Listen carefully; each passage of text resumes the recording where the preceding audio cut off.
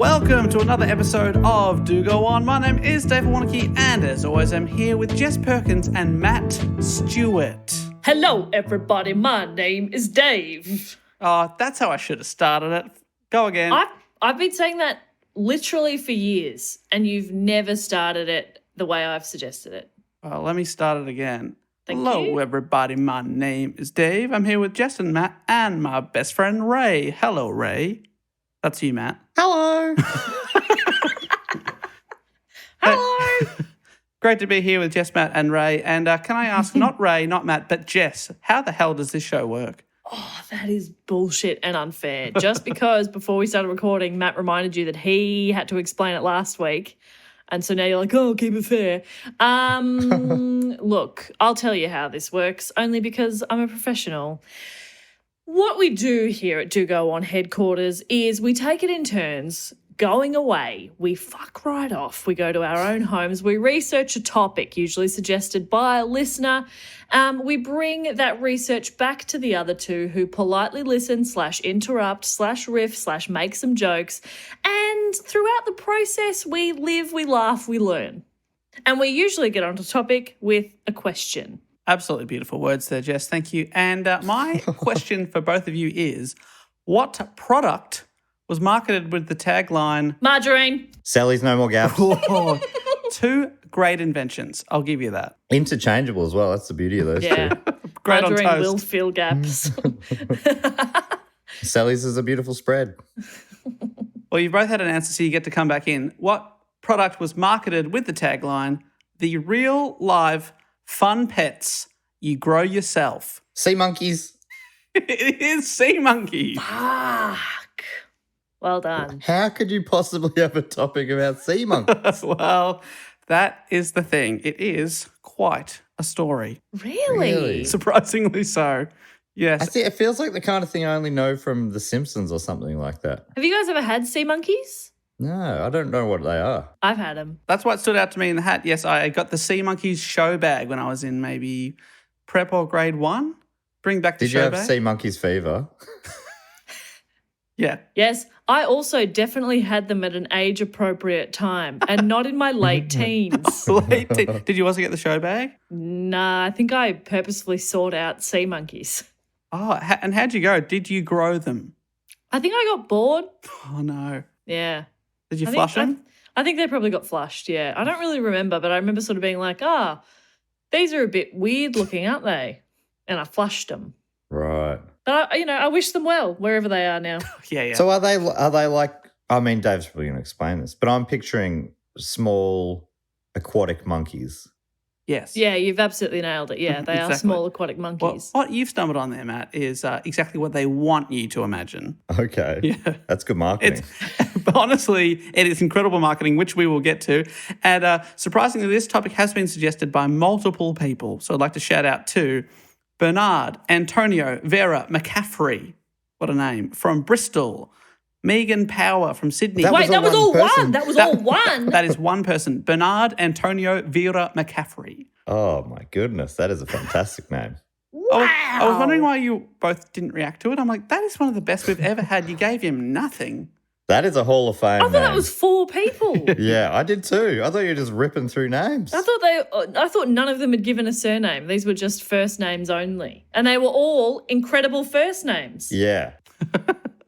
So that's one person from Bristol. Also, Megan Power from Sydney. Also a good name. Look, now I'm going to feel guilty if I don't tell everyone's going to go. That is a great name. Megan Power, fantastic. Incredible. Julie Bay from Iowa. Oh, Julie Bay, Julie my Bay. Bay. Yes.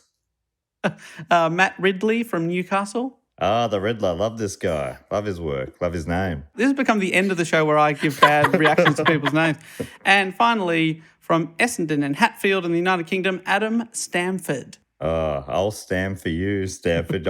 I'm your Stan, man. All right, now we get onto the show from here. Is that right, Dave? Yeah, that's right. People, fear not. If you're researching sea monkeys and you want the info, here it starts. And it all starts with Harold von Braunhut, Oof. who was born in Memphis, Tennessee on March 31st, 1926. Good year. Is there anything good about that year? Any AFL-related facts? 1926. Oh, that was in the middle of one of the Saints' big premiership droughts. We've had two.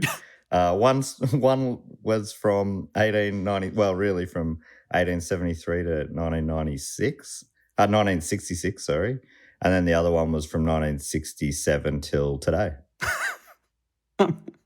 So yeah, 1926 was right in the heart of the first one. Well, it's mostly drought, though. I actually zoned out. Okay, well, all you need to know, Jess, is there's a guy called Harold von Braunhut.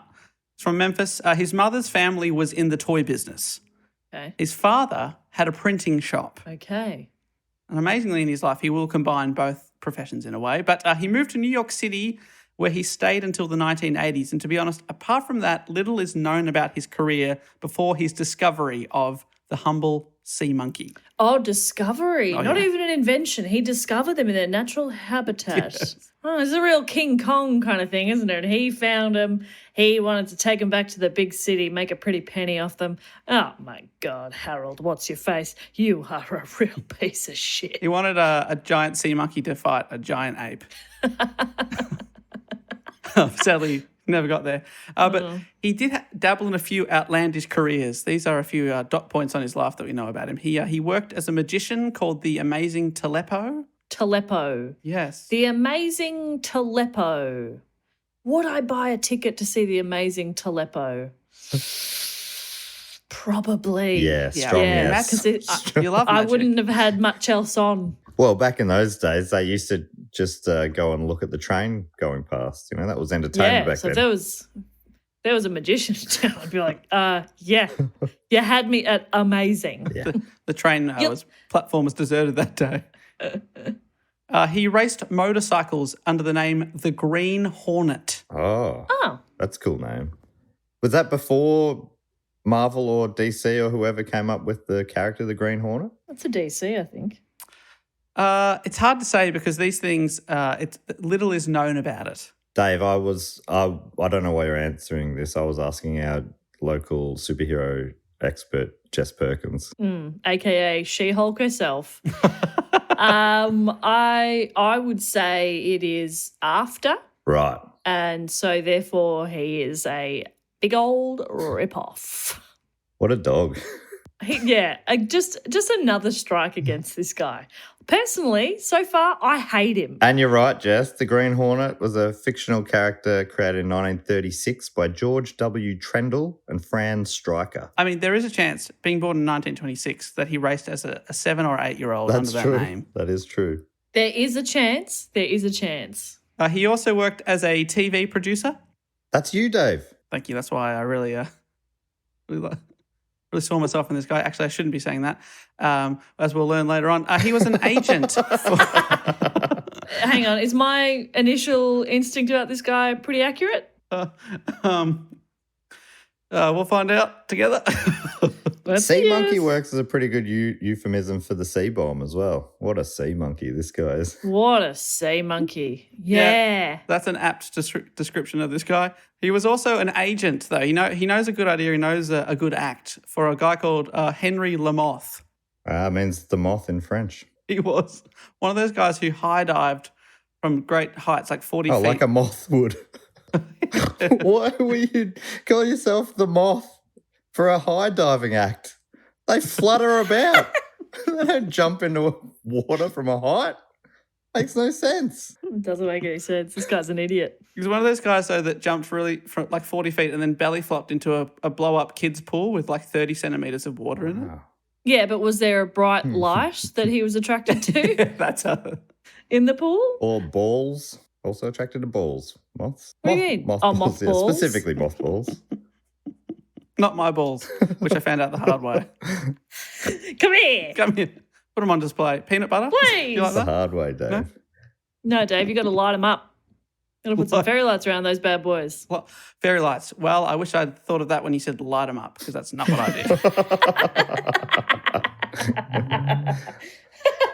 Very painful discovery.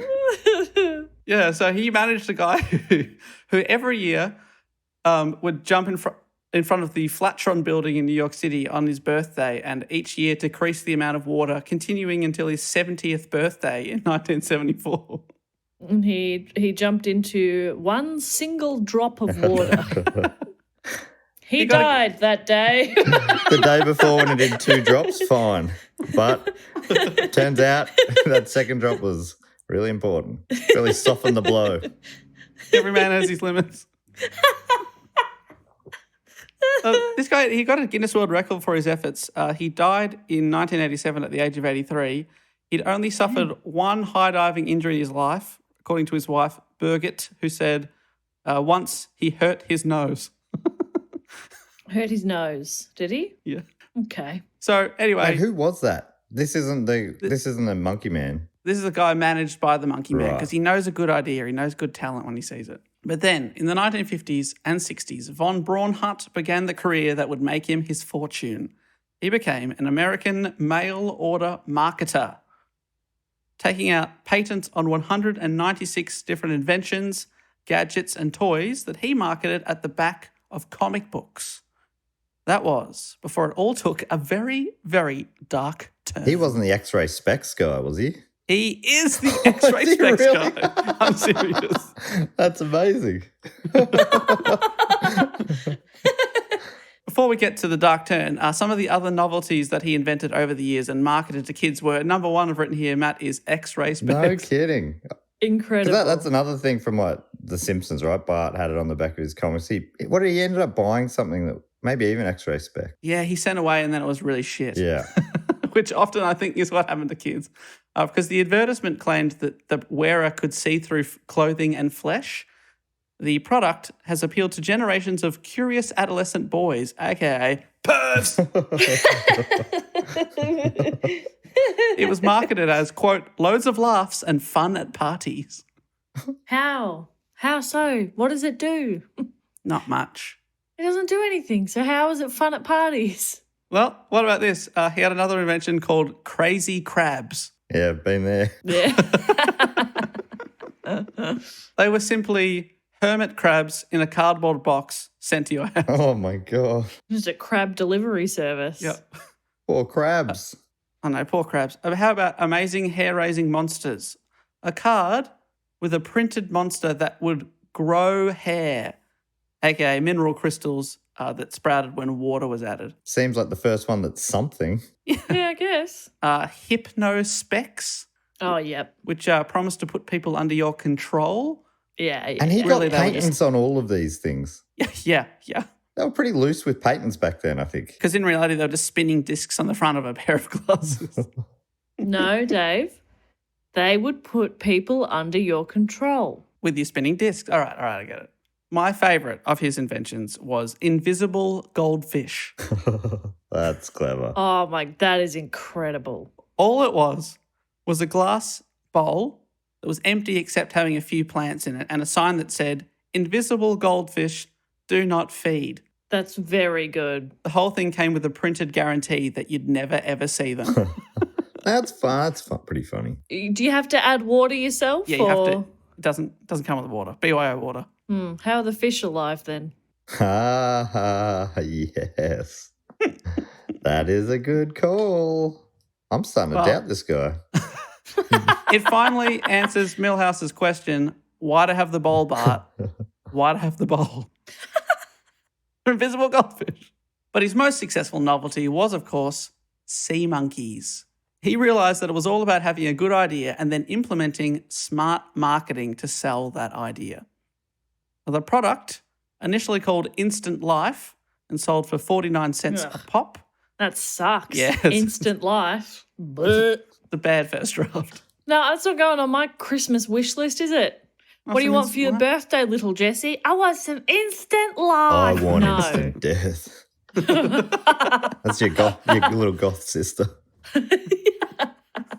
Kill me. She's a bit full on, honestly. She's a little bit full on. He was inspired by the success of Uncle Milton's ant farm. And von Braunhut came up with the idea of marketing and mailing Instant Life to kids. Okay. According to Mental Floss, in 1957, von Braunhut walked into a pet store and noticed a bucket filled with brine shrimp.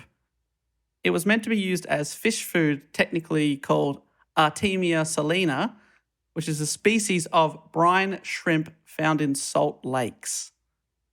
The thing about this species of shrimp is that they can exist in a state of suspended animation known technically as cryptobiosis. What happens is they shut down their metabolic processes in the absence of water, basically nature's version of carbonite freezing. And the purpose of this is they can survive in this state for years and years if a lake dries up. Wow, that's some sweet evolution. Yeah, Baby. so like, the lake dries up, they hibernate, basically, go into hibernation for years and years until it rains again, and then they sprout new life. Wow. But when water is reintroduced, the shell hatches and a creature with one eye emerges. That's cool. As they mature, they develop a second eye. Oh, okay. You happy now? Jess looks disgusted. That'd be a fun way to grow. Like, if humans went that way, we'd be like, oh, as a teen, here, his arms are coming in. Yeah. Yes. Oh, look at our big boy with his arms. Right? He's growing ears. He's going to start knowing what we were saying all these years. Oi, you got no ears. But we can't bother really saying that anymore. Yeah, we'll have to come up with new jokes. I guess that's fun, isn't it? Personally, I'm still waiting for my arms to come in. Well, we know, buddy. Any day now. Any day now, these biceps will pump out. Never skip arm day, Dave. My legs are huge. So the idea hit Harold, what if he could mail these creatures in their suspended animation to kids who add water at home, and then the creatures would come to life before their very eyes? Recalling the flea circuses of his youth where people would willingly believe in talented fleas that obviously didn't exist, von Braunhut immediately saw a potential for selling the tiny translucent shrimps as instant pets, which could easily be sent through the post without any concern about the animal's welfare. So that's the idea. But he actually wasn't the first to market an idea like this. A big company called Wham-O, which I love, Very good. sold similar products before this called instant fish, but it was a massive dud. They used African killifish, which didn't really come back to life when they should have. So kids got them in the mail and added water, and they didn't really come back. That's a brutal gift. Here's a dead fish. And just add water and it'll stay dead. Now you've got a wet dead fish. Hey, happy birthday. Just checking. Actually, this little goth sisters list actually included a dead fish for Christmas. So Yeah, she is honestly a concern. she's stoked. Yeah, we are worried about her, but it's the happiest we've seen her in months. So Just off you go, play with your dead wet fish. Throwing a dead wet fish around there. She's like, yes. That's our little freak. So instant fish was a dud, but von Braunhut had a better product. These weren't just any brine shrimp. No, he only works with the best. For example, that man that jumped off a ladder into a bucket. Yeah, only the best. Quoting from a great New York Times article by Jack Hitt, that I'll, of course, link in the show notes. He worked with a marine biologist named Anthony D'Agostino, and using a process that he flamboyantly called superhomogenation, they created a hybrid brine shrimp that could easily survive the United States Postal Service and be more likely to flourish after reanimation. I like that as a specific thing you have to survive. The US Postal Service. Doesn't get more brutal than that. Any What other do you mean country's I fine. can't ship a dog? They worked with the brine shrimp species Artemia salina, the one from the bucket. And because they made the breakthrough at Montauk's NYOSL, the New York Ocean Sciences Laboratory, they called their new hybrid Artemia NYOS. NYOS. They were selectively bred in the early 70s so that they would have this extra long dormant cycle in their egg state, and they were able to slowly increase that. So that meant over time they created a super sea monkey. Super sea Then monkey. the super sea monkey becomes too powerful. Too self-aware. Too dormant. The super sea monkey is like, Father, what am I? Oh no. Oh, God. You're supposed to be something fun I can ship to kids. What am I picturing? So is this still krill or whatever it was? What was it? Brill? Brine. No, what was it? Brine, yeah, Brine. they're very small. And they grow to a couple of centimetres max, Yeah. which is probably why Jess was disappointed in her 20s. I imagine them more like tiny little seahorses, and they don't look like that. Yeah, I guess they're little, fairly see-through. Yeah, they're very small. Yeah, they just kind of scoot around. How did he get to monkeys? That's all in the marketing, Matthew. Because he's got the product. What about the marketing? Well, It's all in the marketing, my good man. He's got a great product. That's what he said. First, you got to get a great product, which is he's got a product that will survive in the mail. All right, I can give that to kids. Now I've just got to get them to want this piece of shit.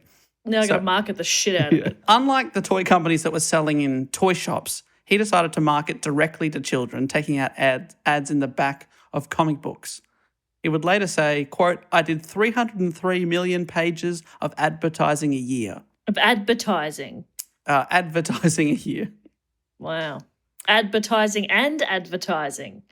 Far out. This guy covers all bases, yeah. This was much cheaper than the expensive TV commercials that the larger toy companies at the time were making. All people had to do was send the money to the address in the comic book ad and their instant life would arrive in the mail. What kids would get in the mail was 2 sachets. That's where fun always comes from, sachets. Kids are always very big time. excited when something that looks like a KFC refresher towelette arrives in the mail. One was the so-called nutrient pack. The other was the eggs. The instructions stated that they should first put the nutrients in the tank, a tank of water, should add, and then 24 hours later, then add in the eggs. As in not a military tank. Is that what you... I have to stress, do not put the nutrients in a military tank. That is how we will lose our civilization. Yeah. These things are already self-aware and now you've given them a weapon. This is how super soldiers began. So you put the nutrients in first. That's interesting. I Yes, guess. now- Is it? There's a reason for that, Jess. Okay. The first packet, which is called the nutrients, he said that they won't live without this. The first packet actually had a few eggs in it, and the second had more eggs, but then also dye in it. And that made the first eggs that hatched suddenly more visible. So you add the eggs in, and it looks like it instantly comes to life, but really for 24 hours, it's been quietly bubbling away. But you only see it because he's added dye to the water. Sneaky. Sneaky. So you feel like a god because it's coming to life before your very eyes, but really they've been hatching over the last 24 hours. Very clever. And so then you're adding eggs. You're adding more eggs. So then more will. Yeah, that's right. Over the next hatch. couple of days, you'll have heaps more, but you'll get a few at first to capture your imagination. Instant gratification because kids and teenage Jess don't have, and adult Jess don't have a lot of patience for these things. So if it's not happening immediately, it's like, well, I hate this thing. Throw away the tank. I hate this pet. It's dumb. Where would these little guys normally be existing, Dave? Are they confused when they come to and they're in a kid's bedroom? What level of consciousness do they have, Dave? Rather than in a lake. Yeah. What's going on here? Why am I dyed a certain colour? Hang on a second. When I fell asleep, I was in New York, and now I'm in Washington. What's going on? Yeah. In 1964, von Braunhut changed the name from Instant Life to sea monkeys, calling them that because, according to him, they have a tail that looks like it could belong to a monkey. Okay. It could. Hey, it could. could. That tail looks like it could belong to a monkey. So. Not in the way that that monkey could have that kind of tail. They might just buy a tail like that and then own that kind of tail. Yeah, it It could if the monkey worked really hard and saved up its money and went to the tail shop and bought a tail Yeah. that looked like that. Okay? There's a world in which a monkey could have a tail that looks like that. So One of his 196 patents was a fake monkey tail that you could send away for. Wait, now, is that true? That is not true, but it could It could be It true. could be, though, couldn't it? That could well be. honestly, that would be one of his better ones. Now, I just want to check in briefly with our resident amateur primatologist, Matt Stewart. How do you feel about him calling him monkeys? Well, I don't like throwing around the O word, but I am offended. I was like, what is the... I am having an orgasm. Unrelated to what Dave is asking me. If everyone could just give me 5 to 10 minutes. Honestly, on primates, we did get pretty loose with the definition. We did a whole episode about the Mandalorian and Star Wars because briefly there was an alien character that was called I can't even remember, a monkey lizard or something. And it was like a puppet. And we said, that's enough. But I think even I draw the line at these sea monkeys. They're an abomination. I am offended. Yeah, no, Dave, is that what you're expecting? Yeah, honestly, I thought you were going to flip. I am furious. Have you ever seen me this mad before? No. Well, I'm scared. Me too. It's okay, Matt. It's all right. It's okay. Hey. Kids deserve better. Hey. Monkeys Kids deserve better. deserve better. Monkeys deserve better. Tails deserve whatever better. these little bacteria things are, deserve better. Yeah. Well, so he's changed the name, Sea Monkeys. He had comic book illustrator and future vice president of DC Comics. Okay. I thought it was going to be future vice president of America. Future vice president Al Gore. Just whip up a little doodle for you. Future vice president of DC Comics, a guy called Joe Orlando, draw up some illustrations of sea monkey characters that helped bring the fantasy to life. Joe Orlando. Great name. Fantastic name. Very cool. Joe Orlando. Yeah, that's not real. Fucking Definitely hell, that's not good. real. That is so good. Not Nah, real. that can't be real. No one's born into such a good name. It would be unfair. Yeah. I'd call him Joe Lando. Sounds like the quarterback at a very, very successful high school football team. Oh, yeah. And then he gets a college scholarship and he gets, first round draft into the NRL. And He NRL. switches codes. Yeah, he switches Starts codes. playing rugby. That's how league. talented he is. He can play yeah, a completely different game. He's actually very talented. I was expecting that story just stayed positive. I thought you were going to say he did his knee, but No, I was just going to say he was going to be on an incredible contract, millions of dollars. yeah. Now he's retired. He's part-time coaching the national squad as well as doing special comments for ESPN. But also just a really good dad. Great guy. And a great He drawer. retired and he's still obviously a big in the community and obviously still involved in the sport because he loves it. It's his passion. But number one, family. Yeah. And Very hands-on dad, does the school drop-off. he started playing golf because his son was keen, and then he ended up becoming a great golfer as well. Just everything he touches turns to gold. Just has a good attitude Yeah. about it as well, It just a real sort of very grateful for the life that he has and doesn't take it for granted, really down to earth.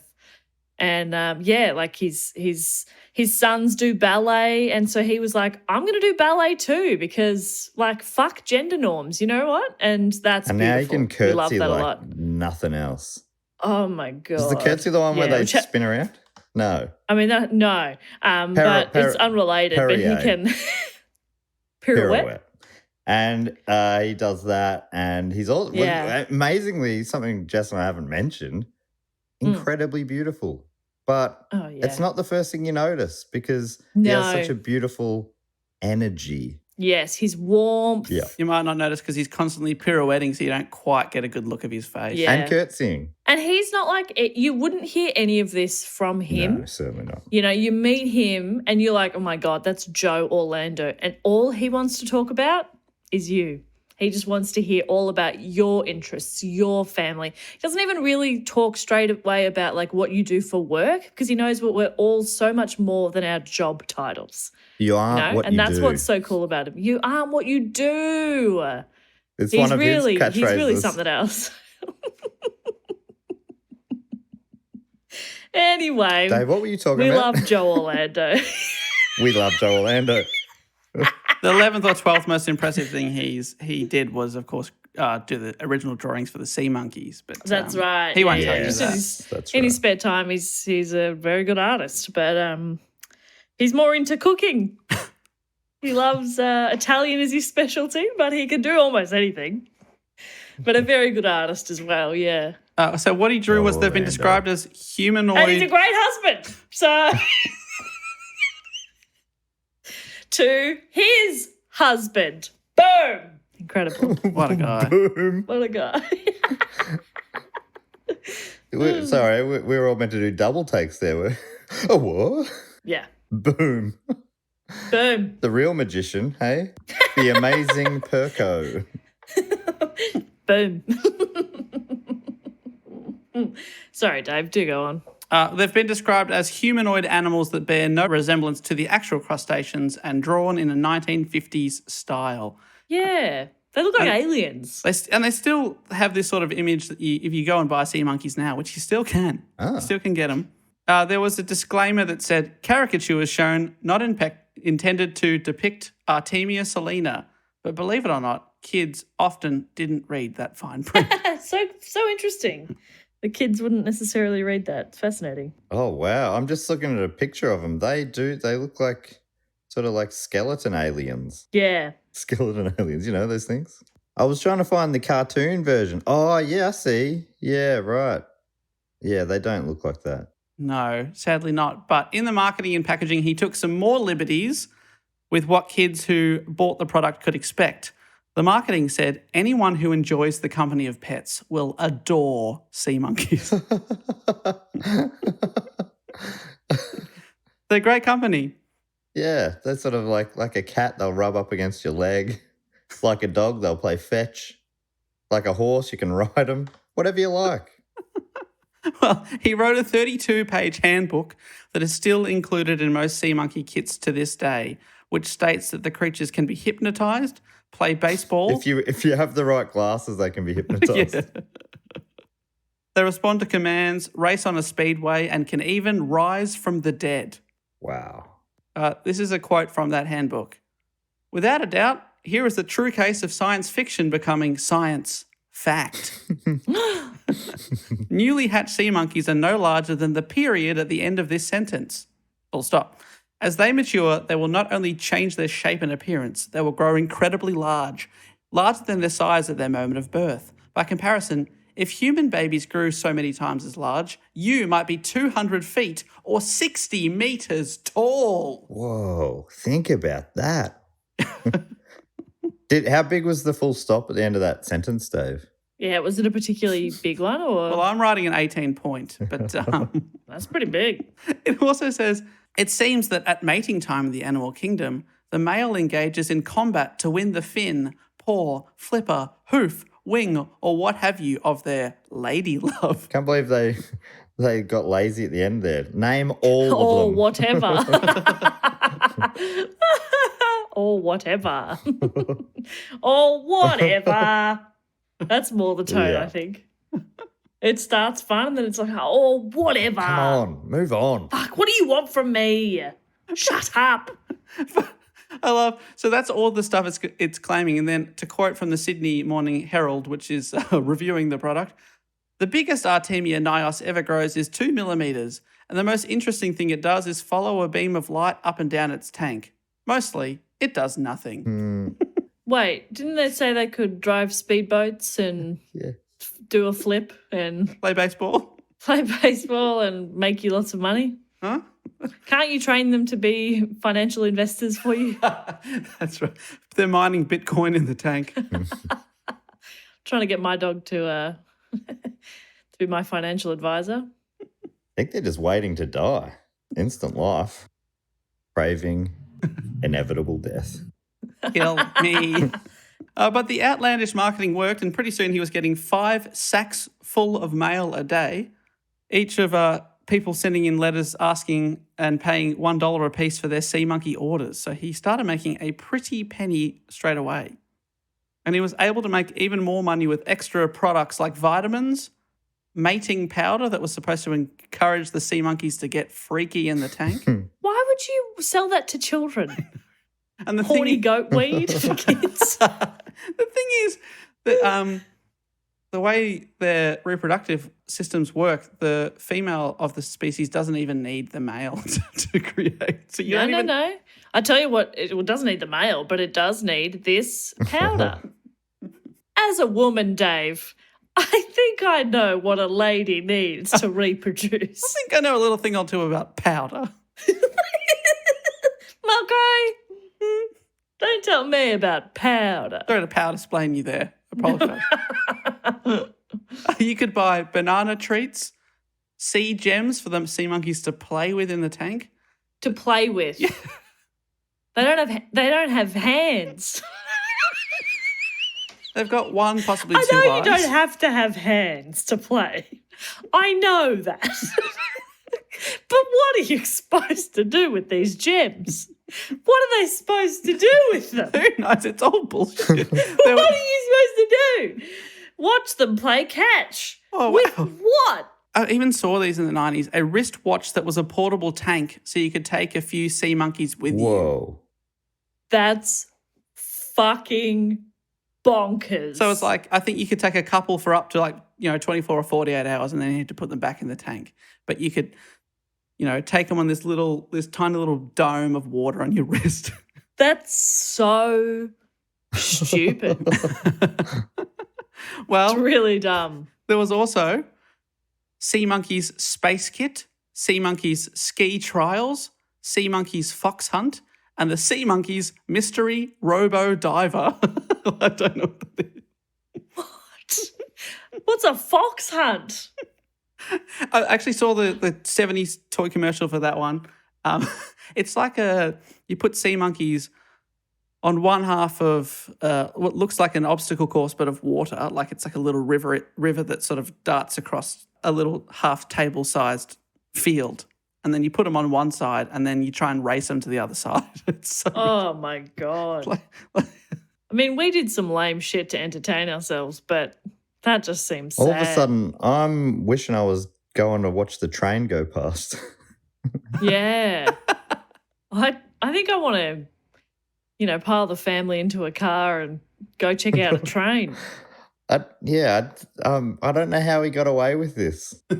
Like how it was.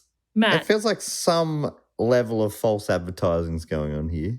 Matt, you could get a watch Yes.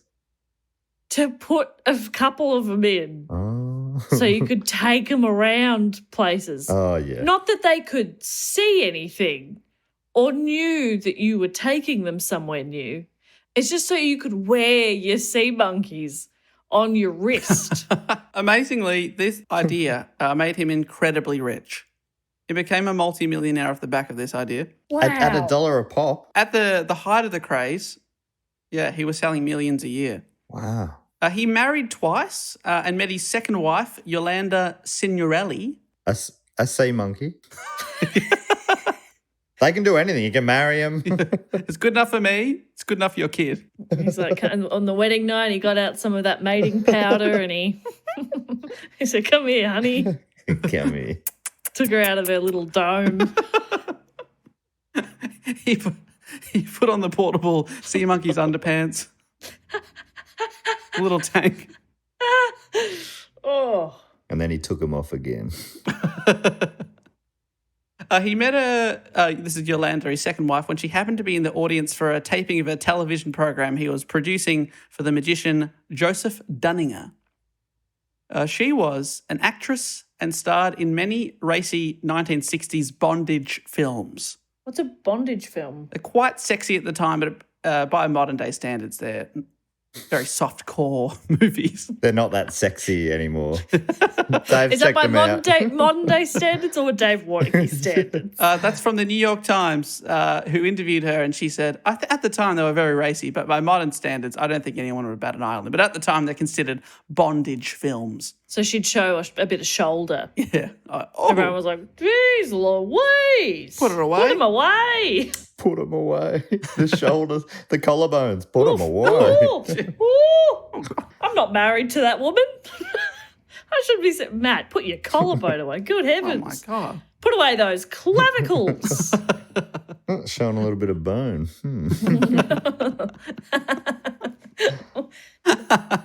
In a different universe where that's sexy and someone's just had a bad motorbike accident.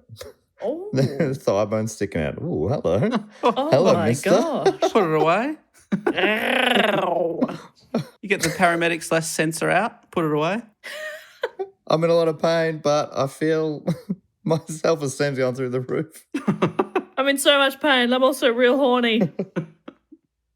Oh, so she's in many movies. I enjoy the titles of them. So these movies were called Venus in Furs, All Women Are Bad, True. Death of a Nymphette, Cool It, Baby, Great advice. and finally, Assignment, Female. All right. Now, is that the symbol a colon or the word colon? Yeah. No, we got a symbol here. Okay. Good to check. Very good to check. All women are bad is obviously my favourite. Matt, you'll you like probably that? have an issue with that. Yeah, well, honestly, it's probably true, but I don't think you can make sweeping statements like that. As a feminist, I think that's wrong. Yeah. I think all women probably are bad, but I haven't met all of them. So Well, how would I know? let me just say to you, cool it, baby. Yeah. I've also read that Yolanda claimed her mother was one of the inspirations for Lois Lane. So, Okay. what a Whoa. claim. I don't know if you'd want to be. Lois is a bit of a fucking idiot, isn't she? Because of the glasses thing. Yes. But that, She doesn't the recognise whole them. of Metropolis is, if in that case, is also pretty silly. Yeah, that's true. Or is that the right city? Yes. On fire today. Killing it. You are killing it today. I'm so proud of Thank you so much. And I look cute, so we're just having a great day. She's in these movies, but she didn't really like showbiz and the attention and acting, all that sort of stuff. So she was attracted to von Braunhut and his success and his idea for the sea monkeys. And He's cash. He's cash. well, she went to work with him at first, and later on they married. Sure. Yeah. She was like, "Oh, I don't like showbiz, but he's got money. No, he's got sea monkeys. He's got sea monkeys. He's got hundreds of millions of eggs. What? I don't like That's eggs. so yuck, isn't it? I hate eggs. Von Braunhut himself continued to invent, and sea monkeys continued to capture the minds of generation after generation. So they were massive at the start, and then, even when I was in the 90s, I was like, oh, sea monkey show bag, I've got to get this. Mm. In 1992, actor and future Deal or No Deal host Howie Mandel created a live-action TV show based on the franchise called The Amazing Live Sea Monkeys. Howie Mandel. I know that name. He's like an lot of 80s stuff. stand-up. Yeah, he's a comedian as well, that's right. He's very famous as a host in the US. Yeah, you'll know his face for sure. Yeah. Yeah, I did. I saw a clip of him on Carson a while back because he was on a podcast talking about it. Yeah, I had no idea. I knew his face because I think he's one of those big American celebrities that isn't really famous outside of America. Yeah. Or at least not in Australia. I'm extrapolating there a bit. But he was kind of like just a loose unit, oddball comedian in the 80s. Prop comic sort of thing. But apparently it was massive, like selling out Madison Square Garden and stuff. Oh, damn. Did you see the show at all in the 90s? Apparently, Matt, it aired in the US and Australia. So it was 92. Right. What was it called? The Amazing Live Sea Monkeys. Let me tell you about it. He got the idea for the show after his daughter wanted to get some brine shrimp pets known as sea monkeys, which he'd also had as a child. And he thought, great, I've got an idea here. The plot revolved around the notion that the professor in the show had accidentally enlarged 3 sea monkeys to human size. Uh-oh. CBS said it was one of the most expensive kids shows to ever air on Saturday Holy mornings. shit. He was pumped about the idea, this is Mandel, and at the time said, this could be bigger than the Ninja Turtles. Oh, no. It lasted 11 episodes. There's clips on YouTube. It looks extremely wacky. Yeah, well, that sounds like his kind of style. I'm just looking at that photo rings a bell, that press shot. It rings a vague bell, but yeah, I never saw it. But that is wild. In 1998, astronaut John Glenn took 400 million sea monkeys' eggs into space with him. They were exposed to space's many different elements and then taken back, stuff that would definitely kill us, and then taken back to Earth. The eggs were hatched after returning from space, and they were fine, so they can survive in space. Right. Wow. The future of civilization is sea monkeys, I'm telling you. Oh, I don't like that. And I don't like eggs. Keep saying eggs. Ugh. Eggs. Ugh. Michael Binbaum's Empire Pictures bought the film rights to Sea Monkeys in 2006, hoping to develop an animated movie, but it's yet to be made, but I'm hanging out for it. Any day. So back to von Braunhut, though. He kept inventing, but not always whimsical things like sea monkeys and X-ray specs. He got into guns. Not far off, Jess. Oh no. He also invented a weapon called the Kyogre Agent M5, which is a pen-sized, coil-springed weapon that unfurled a metal whip at the flick of a wrist. What? And it's marketed as, quote, if you need a gun but can't get a license. Oh, God. Because they're pretty tight with licenses, so... Yeah. It's pen size, but it uncoils to like a whip. Yeah. That's fucked. So it's a pretty nasty little thing. It was used by Burt Reynolds in the 1981 film Sharky's Machine, which sadly I have not seen. Wow. What was it called? Sharky's Machine. Apparently it was a flop. And the weapon? The Kyogre. Kyogre. Kyogre's fun to say, but as a concept, I don't love it. Oh, yeah, I see. Yeah, that's pretty cool. Like a baton sort of thing. Yeah, it flicks out from a very small size. You can take it anywhere. According to Mental Floss in 1979, von Braunhut was actually arrested for bringing this type of weapon through LaGuardia Airport. I was just thinking about airports. I was like... Okay. Specifically with this pen weapon. I wasn't just funny. randomly thinking about airports.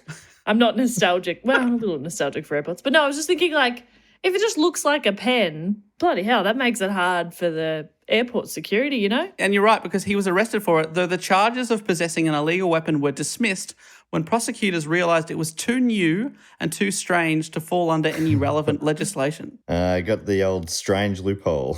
Never even what the fuck is that?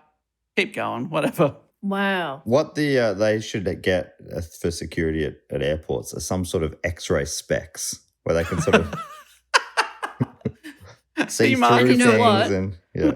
For their interrogation, if they are asking someone like if they have anything on them and they don't really believe that person's being truthful, they should get hypno specs Oh, yes. and make them tell the truth. Imagine when they're interviewing him, he just keeps putting on different sets of sunglasses. You are going to release me now. We are going to release you now. Fantastic. How does he keep slipping through our fingers? He also knows what type of underwear all the cops are wearing. He's not wearing any at all. Now, if going from sea monkeys to a weapon that stood in for a gun seems like a bit of a dark turn, well, that weapon soon revealed something about its creator that was even darker. Ooh. In the late 1980s, a man named Richard Butler was head of the Aryan Nations, which at the time was the United States' most dangerous white supremacist group. Dick Butler, you say? Dick Butler. Or Dick Makes Butt. sense. Dick Butt. He was, this is Richard Butler, was facing sedition charges in a federal court and needed to raise money for his case. In his appeal for funding, he included a brochure for von Braunhut's Kyogre weapon. The white supremacist explained that the manufacturer has pledged $25 to my defense fund for each one sold to Aryan Nations supporters. Jesus. Well, that's a twist. I know. Holy shit. But surely, the inventor of one of the nation's most celebrated children's toys couldn't be a hate-peddling racist, right? Well, the story got picked up by the media, and Butler, the racist who's raising money, soon confirmed to a paper in Spokane, Washington, that von Braunhut was an old pal and a member of the Aryan race who has supported us for quite a few years now, end quote. According to... What? I know. This is the first people have heard about it, and then all these newspapers start digging into his background because everyone's like, what? When I was a kid, I had this guy's toys. What's going on? The Washington Post started to dig into his background and published this in 1988. Quote, he's linked to some of the most extreme racist and anti-Semitic organisations in the country. He has a reputation of being a generous contributor. So it turns out he was involved with lots of racist organisations, sometimes giving speeches at their conventions. Really? So it wasn't even Whoa. private about it? Yeah. No, but no one had ever spoken about it like sort of publicly in the media. Floyd Cochran, a recovered racist, told the LA Times in 2000 that Von Braunhut was something of a misfit. He said, quote, he'd give long speeches about numerology and he'd make references to the pyramids. It just didn't play very well. So even they were like, who's this wacko? Pyramids and numerology wasn't that sort of all wrapped up in that conspiracy theory, the triangles and stuff? What are they called? Illuminati? Is he Illuminati guy? He's got some pretty, odd views. Mate, look, we asked you here to talk about why white people are real good. Let's just drop the number stuff, okay? Okay. I don't care if numbers are good unless they're white numbers. And the pyramids, don't think they were white people building those. So if we could just keep that down as well, please. Let's talk about things white people built, like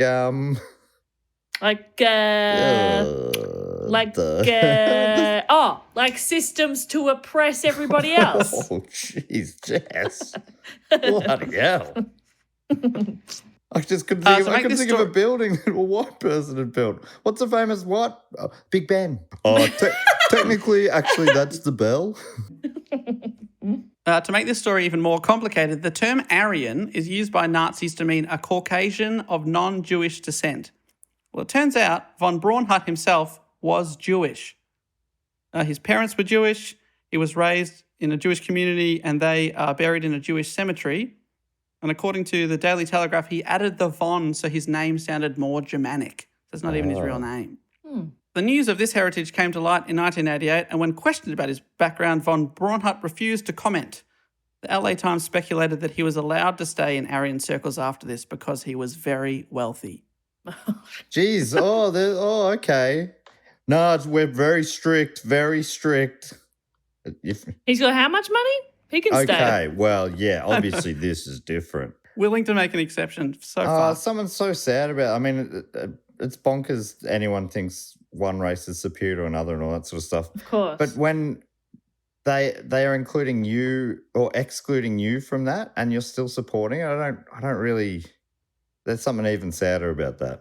You know what I'm saying? Yeah, definitely. The news of his racism did affect his bottom line for a while. Laramie Limited, who held the license to make sea monkeys at the time, dropped the toy after receiving a flurry of phone calls and complaints after this. Oh, you don't want to hit a flurry. That's a lot of phone calls. A McFlurry now we're talking. That's a good term.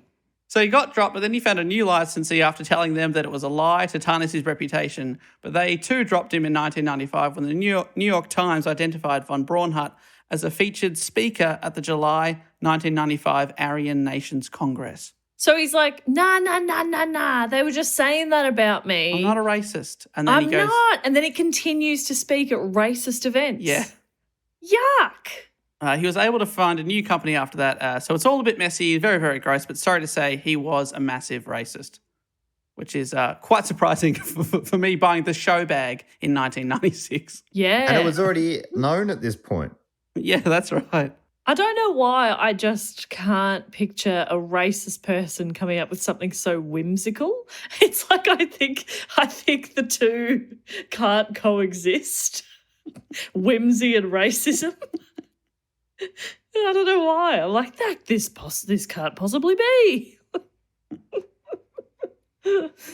He drove a red Corvette and then moved to an estate in Maryland, a 70-acre property full of animals that he and his wife Yolanda called the Montrose Wildlife Conservation. And he was involved with sea monkeys until the end. Any decision regarding the appearance of sea monkeys had to be vetted by Harold von Braunhut, even in his 70s. He was also very protective of his creation. According to the LA Times, he once refused to do business with a company desiring to make sea monkeys refrigerator magnets after he discovered risque magnets in their catalogue. His wife used to be in softcore porn. I know. But he's like, you're not allowed to make my magnets. You can't make my magnets because you also make, unrelated to mine, my potential magnets, you also make magnets that are a little bit risky. And that offends me. P.S. I'm a massive racist. Yeah, I may be a Speaking of racist, offended. but I'm also a prude, so best of both worlds.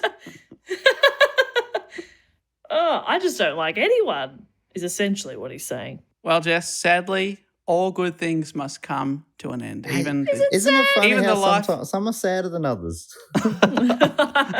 Well, I've got here written, even the life of a horrible racist. On November 28th, 2003, Harold von Braunhut died at his home in Maryland. He was 77. When he died, he was said to be working on a pet lobster and an instant frog. Instant frog. No more details on what that meant. Instant frog. That And a sounds like pet something. lobster. What does that mean? It's just a lobster in a cardboard box mailed to your house. I can't Seems stop like a thinking bad about idea. his pen whip invention and how he thought it was if you can't get a gun. He's a Yeah. he's a little whip thing. I'm just picturing his followers going to gunfights, going to a duel. One Yeah, guy's got sorry, a gun. I couldn't get a gun in time, but I've got this weird little pen whip. They don't stand too far away from me. Hiya! Come here. Let me whip you. He was survived by his second wife, Yolanda, and by a son and daughter. But the story doesn't quite end there. You might be wondering, what happened to the sea monkey fortune? Of course. Well, it was left to his wife, Yolanda, and despite sea monkey sales still being $3.4 million in 2006, things have not been smooth sailing. Her lawyer described the situation to the New York Times as she was now isolated, cash-starved, often without electricity or running water on a palatial estate. Having retreated to a single room in the old mansion, she was prepping for her second freezing winter, barricaded by thick quilts, her bed next to a fireplace stocked with split wood. I reckon What? sell the mansion. I reckon downsize. Dumbass. Oh, this is because in 2003, Yolanda licensed out part of the labour of her husband's multi-million-dollar sea monkey enterprise, mostly packaging and distribution to a large toy company called Big Time Toys. The deal she set up was Big Time Toys would supply everything like packaging, tanks, and all that sort of stuff, and that Yolanda would continue to supply the actual sea monkeys to send out to kids.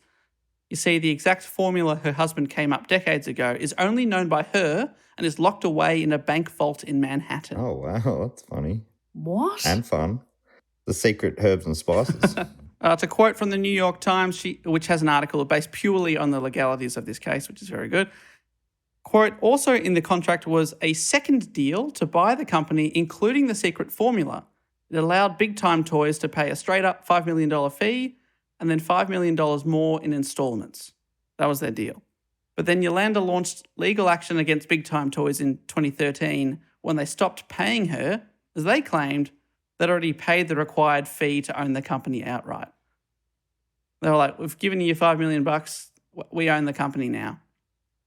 In the ensuing court documents, Big Time Toys revealed that they were no longer using von Braunhut's patented sea monkeys, because she wasn't giving them to them anymore. They were now using shrimp that they imported from China. That's how they kept making it. The two parties settled out of court in 2017, though the details of the agreement haven't been made public. Yolanda continues to sell sea monkeys as the original sea monkeys online. You can order them. There's an Aussie website too, including a premium super-sized 21-piece kit for the perfect office pet, as well as a T-shirt that says, Sea Monkeys Lover. She's also reportedly making a documentary about sea monkeys. So looking forward to seeing that. Oh, there's, I mean, a lot to be told in this story. I wonder if she'll go into the racist past of her husband. Apparently she said she didn't know. Oh, I'm just out. I'm just off again. Why are you wearing that swastika? No reason. I reckon you'd pick up on a vibe. You reckon? Yeah. Just finally, the About Us section on the website states, Yolanda is now putting much of the proceeds from sea monkeys into a nature preserve that she and Harold created in Maryland. An ardent vegan and animal rights activist, Yolanda believes in the interconnectedness between all life forms. Yolanda is truly the guardian and mother of the sea monkeys. And that's where we'll end today's story, sea monkeys. Wow. An animal lover, animals rights activist. It seems like she's obviously drawn the line between sea monkeys and animals. 'Cause otherwise, Yeah. you probably, it's not the business you'd be in, I'm guessing. What? What do you mean? Shipping animals to children across the world? What? You think an animal lover wouldn't want to just shove some animals in an envelope and send them off? But I mean, maybe are they? Am I being ridiculous? Are they like clearly they're not going to be? Are they not feeling kind of animals? Yeah, I don't know. I don't think so. But I agree. It's a weird line to sort of draw. You know, the feeling kind of animals. Yeah. Can they feel? Dave, that is I did not expect that story to go that way. That was Inventing amazing. weapons and being a white supremacist. Yeah. And then by buying those products back in the day, inadvertently probably supporting that sort of stuff. Yeah. Which is so awful to think about, isn't it? Yeah. Wow. It's very surprising. What a twist. What a twist. Well, I think that actually brings us to everyone's favourite section of the show, the Fat Quote or Questions section, where we get to thank a few of our Patreon supporters. To get involved in this, you can go to patreon.com/dogoonpod or dogoonpod.com. And there's a bunch of different levels you can get involved in. Depending on the level, you get different rewards, like bonus episodes. We do 3 bonus episodes a month. There's you get to vote on topics. You get to get tickets early. You get discounted tickets to live shows. All sorts of things like that. But you also, if you're on the Sydney Scheinberg level, you get to give us a fact, a quote, or a question. This section has a little jingle. I think it goes something like this. Fact, quote, or question. Ding. Yeah, he always remembers the ding. And once you're on this level, you get to give us a fact, a quote, or a question, or a brag, which is no one's taken us up on that so far. But you also get to give we need the brags. you also get to give yourself a title. So firstly, this week, and before, I should say, last week, there was an old reward. We used to have a golden hat. Do you guys remember the golden hat? Oh, yeah. Which was the old Sydney Scheinberg level. And you get to pick a topic. Well, Justin Kane had a golden hat topic, which was the New England vampire panic that we never did. And then we did it last week and we didn't shout him out. So I'm just going on the record here, writing that wrong. Thank you very much, Mr. Justin McCain. Coincidentally, this first fact, quote, or question comes from Mr. Justin McCain, who's given himself the title of official mailman of the show, and he's offered us a quote. And the quote is this. In honor of the upcoming June movie, here's the most favorite quote, I guess my most favorite quote from the whole series. And it goes like this. I must not fear. Fear is the mind killer. Fear is the little death that brings total obliteration. I will face my fear. I will permit it to pass over me and through me. And when it has gone past, I will turn the inner eye to see its path. Where the fear is gone, there will be nothing. Only I will remain. You guys know what June is? I've heard people talk about June. I don't know what it is though. Yeah, it's like an epic sci-fi. But yeah, I don't know much about it. I tried to watch the original film once and it was the worst movie I've ever seen. Wow. Even worse than some of the Brendan Fraser movies we've watched. Yeah, honestly, I think I put this Dune movie, I'm not saying I think the new one's expected to be fantastic. It's got a great cast, but it's the original one, including starring Sting in one of his acting roles. Fantastic. Oh, I think I've seen a photo of Sting in a sci-fi role. It's probably that one. Yeah. I think it's David Lynch directed it too, very early on. But yeah, it was not for me, but maybe I'll see the new one and really enjoy it. Thank you so much for that quote, Justin McCann. I think it was a good quote. This next one comes from Craig Mowat, whose title is Trivia Management Technician. Dave, that might come in handy. That's right. You got to keep those facts greased. And Craig is asking us a question. Here it is. Do any of you have a cartoon character you particularly identify with? He's answered his question, which I always ask people to do, but I'll ask you guys first. I don't know if I do have one necessarily. It's always hard off the top of your head, isn't it? Yeah. Cartoon character. Cartoon characters. Right. Animations. Tom and Jerry. Okay, drawn pictures. Yes. Feel like okay, great. Yes. On TV. You reckon Tom or Jerry though, Dave? No, I feel like I'm Tom. I'm constantly being tormented by a little mouse. Am I the mouse? Yes. Aw. I would say Barney Gumble. No, I'm already dead. It didn't die. That is hard. Yeah. Captain Planet, obviously. Of course. You love to Bit of a recycle. superhero. Yeah, exactly. I love to dye my hair green. You love it. Matt's got a mullet like Captain Planet, actually. So Loot and Plunder, another great character from that show. Animated. I'm trying to think of any. Lisa Simpson, real whiny. That's me. But also beautiful heart and plays the sax like nothing else. No, I'm not a lot like her, actually. Yeah, but when you played the sax. Dragon Ball Z, obviously always going Super Saiyan. Oh, yeah. Pokemon, because I am a pocket monster. Oh, yeah. To live in a tiny Widget, ball. the world watcher. I like to watch the world and I can shapeshift. I think the thing is we like cartoons, but I don't know if I see myself as a cartoon. Yeah. No. I'm trying to think of like Disney, but all of those Disney characters. Could we hear the answer as a bit of inspiration to see if we're on the right track here? Yeah. Well, I just had a thought. Maybe Simba when he's an angsty teen. That's me. Yes. Okay, you're Simba and Dave and I are Timon and Pumbaa. Yeah, that's right. You're helping me on my life Realistically, and I don't love this, but I'm Pumbaa. And Dave is Timon. Well, I smell worse though. That's true. That's actually true. Yeah. All right, I'm Timon. Craig's answer I'm is sassy. he identifies with Fry from Futurama, a great character. Oh, yeah. Said, I might be out of my depth at times, but I always try and do the right thing. Good answer there. That's a great answer. Yeah, I love I don't know if that's true of Fry all the time. No. But that's a nice thing to see in yourself. That's good. Yes. Thank you very much, Craig. Next one comes from Nathan Swap, giving himself the title of Grand Admiral of the New Mexican Navy. Bloody Love it. hell. Okay. Grand Admiral. I'd like to apply for the job of Rear Admiral.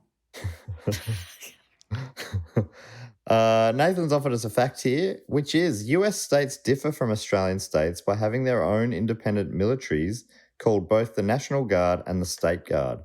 This includes air forces and navies, and that means there's nothing stopping New Mexico from building battleships besides budget and being landlocked.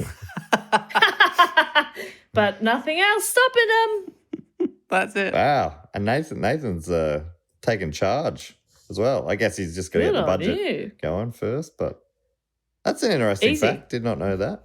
No. Love it. I don't think I ever really understood what you hear about like the National Guard and stuff. Didn't know what that was. There you go. Yeah, neither. And the final one this week comes from Kate Rue. I think this is a first-time fact quote question from Kate Rue, who's given herself the title of Meat Coach, MEAT. So I don't know if she's coaching the meat or she's coaching you on how to cook and eat meat. I'm not sure, but whatever it is, an important role. Kate Rue, thank you so much. And often I've noticed that when the title's a bit confusing, the fact quote or question will shed a bit of light. So we'll clear it up, yeah. How this goes. Kate Rue asks, what is the pettiest reason you've ever dumped someone or been dumped? She said, I'll go first. I didn't like the way he walked. Oh, my God. That's pretty petty, Kate Rue. That is There was no petty. light shed on the meat coach thing. Petty. I don't think I've ever been in any petty breakups. No. Oh, I mean, not that I know of. They've always given me strong reasons. Yeah. But Who knows what? secretly, the real reason was quite petty. But Yeah. every time Matt's gone, makes sense. I get it. Yeah. When really they're going, geez, don't like the way he walks. God, he It's walks goofy. like an idiot. Do have a pretty goofy walk I too. do have a strange walk, so maybe that's... You, Dave, Yeah. I will kill anyone who criticises your Thank you. Anyone who walk. dumps me for my walk. I'll kill him. Thank you. Do we have? Do you guys have an answer? 'Cause I really don't think I have one. I'm afraid. I don't really know. No, sorry. Nah. Any you've heard of from friends or anything? Again, on the spot is hard, isn't it? I was just going to say, because I've been quite lucky in that I haven't dated heaps. You are lucky. And that I've nailed it every time. It being your boyfriend. Yeah, I've just met real good people. No, I can't think of petty ones from friends either. Oh, this is so disappointing. It's so funny. Sorry, Kate Roo. You got a fantastic name, by the way. Thank you so much for your question. I hope you found a partner who walks just the way you want them to. Yeah. Hope they've walked a path right into your heart. We also like to thank a few Patreon supporters, and Jess normally comes up with a little game based on the topic. Yeah. I was thinking either like what they've an invention of theirs or what they've sent in the post. Great. What about a postable invention? There you go. A postable invention. Postable invention. Oh, a just add water invention. Oh, yeah. Fantastic. Love that. All right. If I can kick us off, I'd love to thank from Chemnitz in Deutschland, Dominic Linder. Oh. What do you got? Dave, go. What about some sort of small jug? You just add water and then you've got water and you can pour it from the jug. Oh, that's clever. Your invention is taking an existing invention, a jug, and making it smaller. Yes, but adding water. Yes. When you add water, does the jug grow? No. Or is it's literally just a small jug? It's a small jug. I don't know that you've understood the mission. Right off the top. All right, Jess. I think Dominic could be stoked with that. Jess, he's nailed it. You got the next one, though. But you're telling me that is not the kind of thing that Braunhut would try and market to people. And people go, yeah. Actually. Oh, what's happened here is Jess has just put a lot of pressure on herself for this next one. Okay. Which I'll nail. Thank you. Jess, I'd love to thank from Hook in, I think, Hampshire, Great Britain, Kieran Marshall. Grow your own letterbox. Just add water. So what you do is they send you a very small letterbox. It's about 6 centimeters. You haven't thought this through, Jess. How do they get it delivered if they need a letterbox? They've got to. It gets taken to the post office. They have to go pick it up. Okay. They have to go sign for it. But that's why they have to order this product for future packages. Right, so you order it, you place it in the position you want your letterbox to be, and then you water it, and in just 3 short years, that letterbox will grow to a full-size letterbox that can accept letters and packages up to A5. Wow, A5. A5. Pretty good. That's pretty good size. And can I just ask, Jess, how are you watering this every day? Do you need some sort of small jug, perhaps? A little bit more useful than you thought, huh? You got me. Damn it. And finally, for me, I'd love to thank from Glasgow in Great Britain. I'm going to say Scotland, probably, to be more precise. Matt Stockham. Matt Stockham. You do one, Matt. All right. He's got a little game. You just add water. It comes in, it's like the size of a stamp. You add water, and then it grows to be Rock'em Stockham robots. And it's just like Matt Stockham. Yes. They look like little Matt Stockhams, but they punch each other. So yes, it's pretty, and it's a real niche interest. But anyone who wants to fight like Matt Stockham or see Matt Stockham get punched, they will love this. Wow. That is awesome. That's actually awesome. That is actually awesome.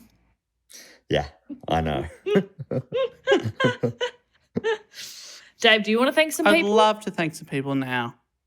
I would love to thank from St. Charles in, what's this, Missouri? MO, what are we talking about here? MO. You keep talking, I'll look it up. Sarah. I'm going to say Montana. Just a guess. Sarah or Sarah Rayfield. Sarah Sarah, what about grow your own sublease? So it comes as a doll's house, but if you add water... The fuck is wrong with you? No, It is Missouri, Dave. Thank you so much, Missouri. Obviously, I'll be dead in the cold cock ground before I recognise Missouri, but grow your own sublease. So you live in an apartment, Yes, yep. you get a small doll's house delivered to you, but you add water every day for 3 months, and by the end of Yep. those 3 months, you'll have an entire giant life-size doll's house, to be honest, just a house, inside your own house that you can now sublease, and now you can make money whilst living in your own house. So I've got a house inside my house. Yes, but people live in that house. So how do I get around my house? Well, obviously there's sections. Sure. So where do I set up the dollhouse? Like I would, for example, I'd put it in my living room. Yeah, exactly. Obviously your house remains untouched How? because you're outside the doll's house. The doll's house is its own little thing. So it's like a granny flat sort of thing. Yeah, so grow your own granny flat inside your house that you can then lease out and then make a profit. But it is Money inside makings. your house. But it is inside my house. Yeah. So of you're course. losing a room. Well, I mean, you're losing a room, but you're gaining a tenant. Do you Sure. So why understand? not just sublet that room? What? How much does this dollhouse cost? $16.99. It's very affordable. $16.99 for essentially a tiny house investment property. Yes, exactly. It's very, very good. All you have to do is Is add there any water. way you could do it in the backyard or on a paddock or something like that where there's a No. bit more space? Well, sadly, it's ironic. It can't be anywhere. You add water, but it can't be anywhere that is affected by rain. Okay. Because it'll Interesting. keep growing, I guess. Yeah, obviously it'll keep getting bigger and bigger and bigger. Oh, no. Yeah, okay. So it needs to be indoors. Yeah. Gotcha.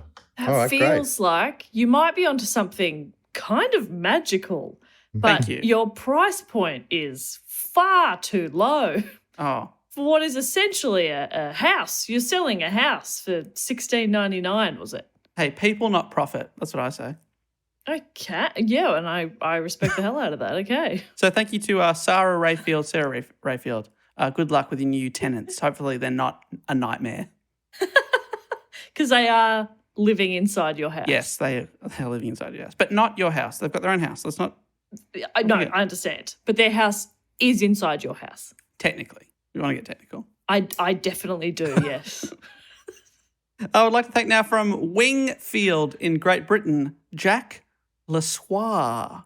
Oh my God. Or Jack Lesueur. Very, very nice name, Jack. Beautiful name, beautiful product. And it is a just add water sponge.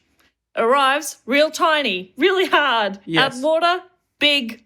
A big sponge. It's a big sponge. You can use it to wash a car. I've often needed a big sponge to wash the car. Like a ShamWow sort of thing. No. Okay. And we went to court That's right.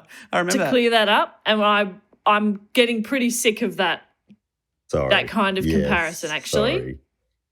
Your product's called ShamWheel, and I don't know why people confuse the two.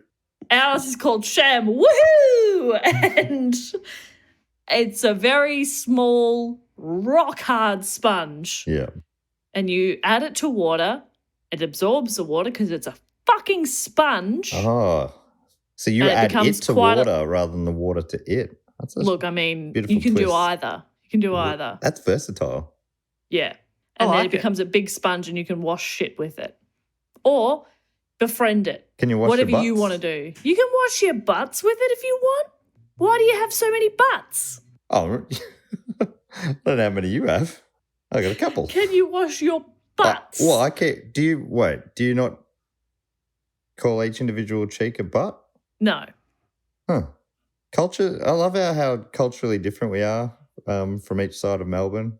Well, it's just that my particular butts went through federation a little while ago, so they consider themselves one butt now. 2 states of one butt. 2 states with the capital territory in the middle. Honestly. Take that, Canberra. You're a butthole. What has Canberra. happened to us? All right, that was Jack Lesoir. Thank you so much, Jack. And finally from me, I would like to thank from Union in Ohio, God's country, it is David Nelson. Thank you, David. David Nelson. Well, what does this term mean? The full Nelson. What does that mean? Is that anything? I don't think it's good. A half Nelson isn't that some sort of headlock type move? It's a wrestling move, is it? Yeah. Give him a half Nelson. But what is a full Nelson? Maybe we're about to find out. Yeah, it's a wrestling hold gained from behind an opponent by thrusting the arms under the opponent's arms and clasping the hands behind the opponent's head. Oh, my brother used to do that to me always. And that's the full Nelson or a half Nelson? That says full Nelson. Oh, right. So half Nelson is half of that, I imagine. There was a movie called Half Nelson in 2006 with ex-topic Ryan Gosling. Oh, yeah, I remember that at the time, Dusha mentioning that one. But what do we think, David Nelson? What's he adding water to? A new product. It's called the Double Nelson. It's 2 full Nelsons. It's somebody holding you from the back and a second person holding you from the front. Yes. So it's a little necklace when you get it. You put it around your neck. Then you add water. 2 fully grown wrestlers taking you from both angles. Is this sold in a sex shop? Yes. Well, it can be bought from multiple different locations, but normally it's just mailed to you. Doesn't have to be sexual. That's really up to a conversation you have with the 2 fully grown wrestlers and what you all consent to. But most of the time it is full penetration, yeah. Full. Full. Emphasis on full. So, David Nelson, thank you so much for your support. Thank you so much. Ohio, what a great place. Finally, I would love to thank some people, if I may. Yes, please. I would love to thank from, what's PR in the US? Oh. Let me check that out. Because there's only Pittsburgh. I'm guessing it's a territory. Puerto Rico? Puerto Rico. Yeah, I think it is Puerto Rico. Awesome. From Puerto Rico, would love to thank Miguel Acosta. Miguel, thank you so much for your support. Thank you, Miguel. Puerto Rico, a free associated state of the US. All right, so what's Miguel's just add water invention? What about grow your own dentures? Oh, that's good. Does saliva count as adding water? Like just by putting them in your mouth, do they grow automatically? But they start really, really, really small. So you got to be careful not to swallow them at first. And so what's the point of having them so small? Just to cut back on shipping costs? Well, you're right. If you grow them in your own mouth, then they can also like adapt to your face and grow around your gums. You will have to, of course, surgically remove your teeth first. Get a blank canvas. Yeah. I hate this one. Hate this. Would they continue to grow, though, because of the saliva? Or do they have, like, an upper limit? Unfortunately, they will continue to grow. So you'll just have big old horse teeth. There will be a few days, though, where you look fantastic. And I suggest... Only a few days. And you've already removed your teeth. I suggest taking some profile pictures during that period. Getting married in just those few days. Eventually, you'll be in the big book of British smiles. On you, Miguel. Thank you for that dentistry masterpiece, Miguel. I'd also love to thank from Manila. The Philippines? You talking? Yeah. Oh, that's cool. How cool. How awesome. We're going all over the map today. I'd love to thank Nathan Rink. Oh, rinky dink. Obviously, the first thing you'd think of was some sort of a ice rink that you just add water to, but I don't know if that makes any sense. Well, honestly, it would get bigger. Yeah. Would it get bigger or would it get thicker? Every ice rink's got to start somewhere. You start with a small block of ice from a tray, and then you just add water slowly until you've got an ice rink. Is that how you think ice rinks are made? Yeah. Well, it is in this case. Okay. And we're pouring it from a small jug. Geez, that jug's come in handy. Yeah, I'm really having to eat my words here because that jug has been handy for just about all of these. Coming round to the jug. So are we going with an ice rink? Ice rink. For Nathan? Yes, but it's not just an ice rink. It's got 2 adult ice hockey teams as well. So you add the water and you've got 2 fully grown professional ice hockey teams. And you get that all in the one transaction? In the one transaction and only the one amount of water. one small jug of water is all you need. It feels like that would be where like a big business who doesn't care about its customers, so not you, Matt, would be like, you can have like half a team. Yeah. But if you want them to have anybody to play against, you're going to need to pay extra for the other team. You just give them both teams. That's beautiful. Yeah. That is beautiful.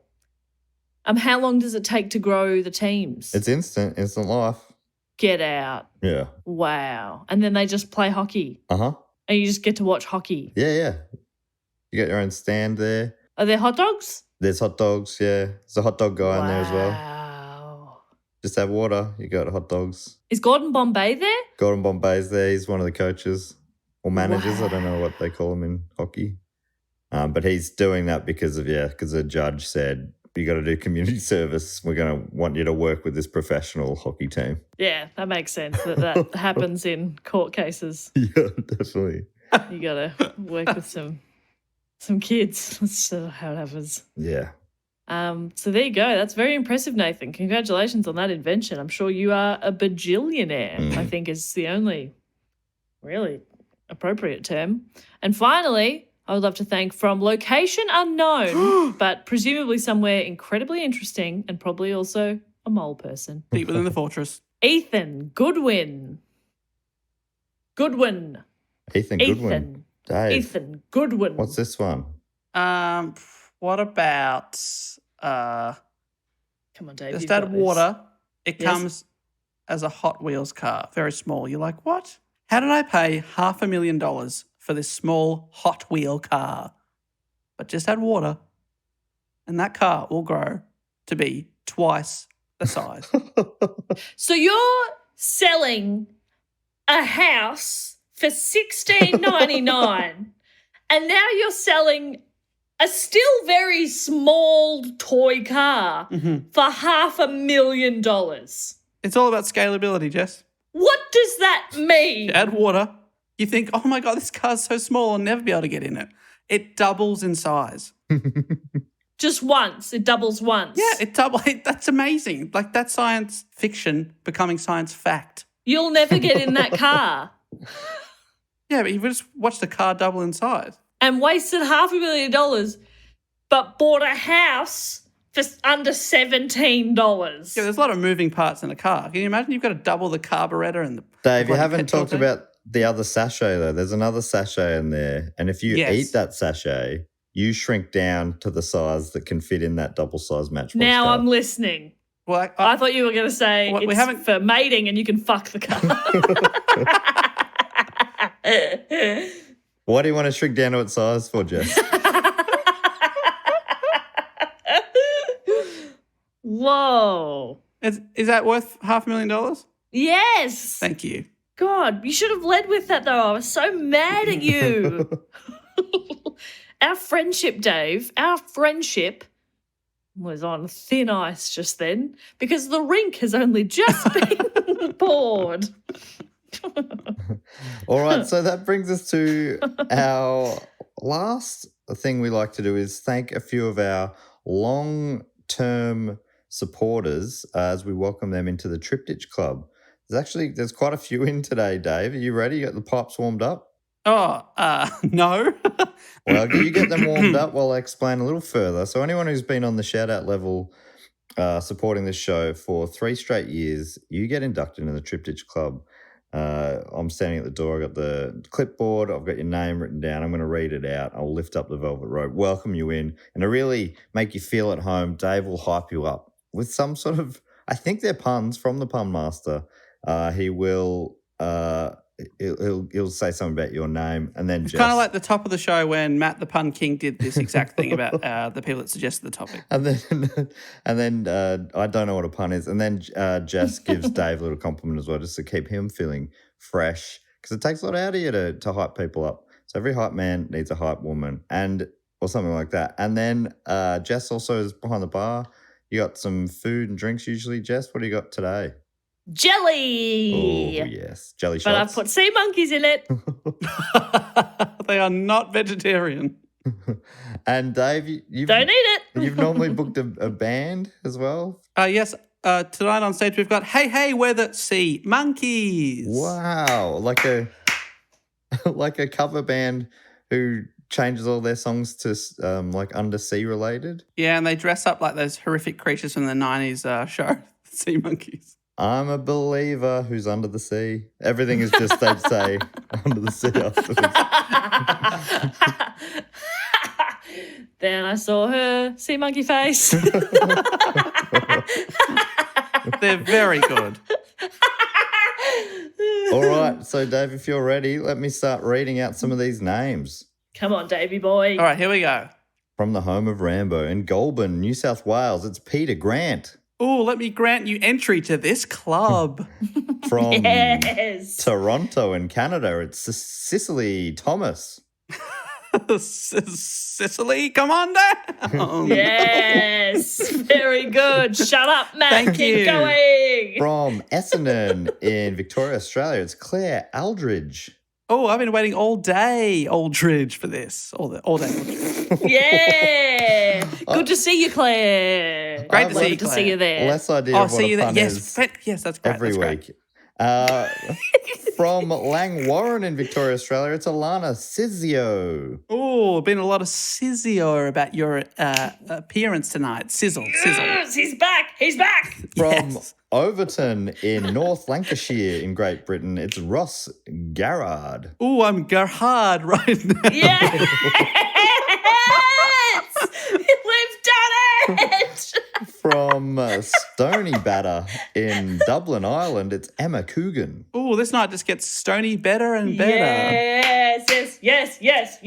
From Leeds in the UK, it's Jimathay Miller. Oh, Jim Jimathay, Jim Giroux.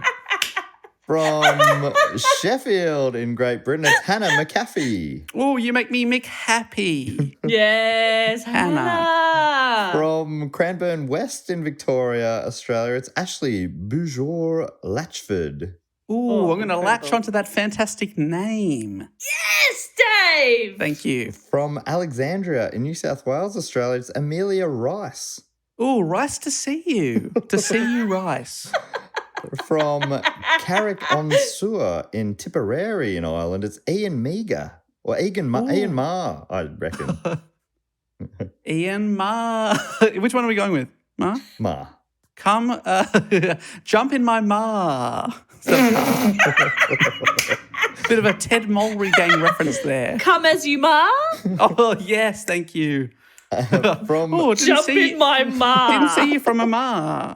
Yes, okay. Now we're From getting it. Mount St Thomas in New South Wales, Australia, it's Maddie Selvey. Oh, we're going to salvage this night with your presence. Yes, because Maddie's here now. And finally, from Regina in Canada, maybe even from Saskatchewan, I hope, it's Clayton Bender. Oh, we are going to go on a big night with you, Clayton. Yeah. Yes. Dave. Don't chant your own name. Just let me do it. It seems weird But if people you at do. home don't know it's me. They think that the masses are chanting it. Oh, that's true. Dave. Dave. Woo!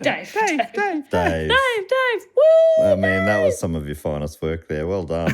Yeah, that was truly remarkable Oh, stuff. that was Did you black out? Are you all right? that hurt. A little bit. Yeah. So thank you so much to Peter Cicely. Cicely? Why am I not saying that name right? Cecily. Claire. What about? I should have said, let's get Cecily. Cecily. Yeah. Alana, Ross, Emma, Jimathay, Hannah, Amelia, Ian, Maddie, and Clayton. Welcome to the club. And Ashley. Did I miss Ashley? Sorry, Ashley. I think that brings us to the end of the show, does it not? It bloody does, you little ripper. Hey, thank you so much. I love that you keep hyping me up even in the credits. This is great. Can't help it. Now I'm hyped myself. If you want to be one of these legends and get access to all the stuff like the bonus episodes that we mentioned, you can go to dogoonpod.com or patreon.com/dogoonpod right now. We'd appreciate that. You'd be the bloody best. But even if you just want a suggested episode or find where to follow us on social media, you can go to that same website, dogoonpod.com, where we've also got a bit of merchandise and yeah, just check it out. All sorts of little stuff. Links to our web series. You know, we're worldwide on the web. Finally, you can email us, dogoonpod@gmail.com. But until next week, I guess I'll say thank you so much for listening. And until then, it's goodbye. Laters. Bye.